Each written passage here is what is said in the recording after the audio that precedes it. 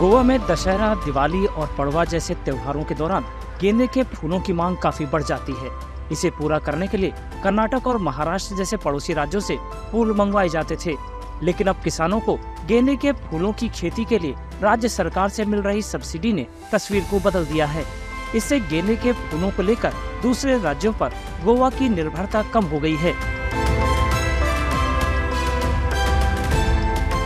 प्रमोद सावंत सरकार की अगुवाई में और प्रधानमंत्री नरेंद्र मोदी की कृषि पहल की मदद से किसानों ने गेंदे के फूलों की खेती को बढ़ाया है।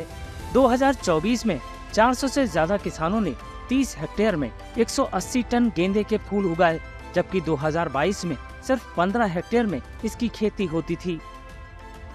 For last 2-3 years, many farmers have come forward to grow this marigold on a commercial basis. Because of this, self-sufficiency has been developed in the state of Goa.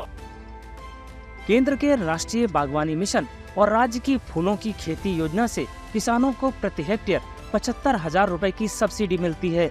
इस पहल के नतीजे खास तौर पर बारदेज, सत्तारी और कैनाकोना जैसे इलाकों में देखने को मिले हैं। यहाँ गेंदे की खेती किसानों के लिए फायदेमंद साबित हुई है।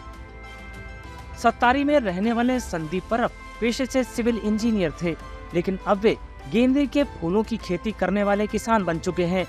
उन्होंने अपनी सरकारी नौकरी छोड़ने का फैसला कृषि विभाग की तरफ से मिली आर्थिक मदद और उसके भरपूर सहयोग के बाद लिया। अब वे सालाना कम से कम 10 टन गेंदे के फूल उगाते हैं।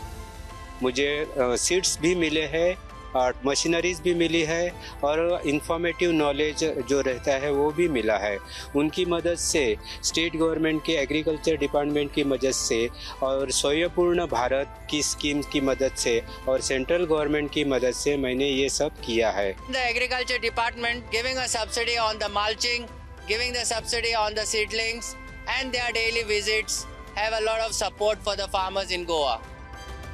गोवा सरकार ने फूलों की खेती को बढ़ावा देने के लिए मौजूदा वित्त वर्ष में 90 लाख रुपए आवंटित किए हैं। ज्यादा किसानों के इस पहल से जुड़ने से गोवा में गेंदे के फूलों की खेती खूब हो रही है।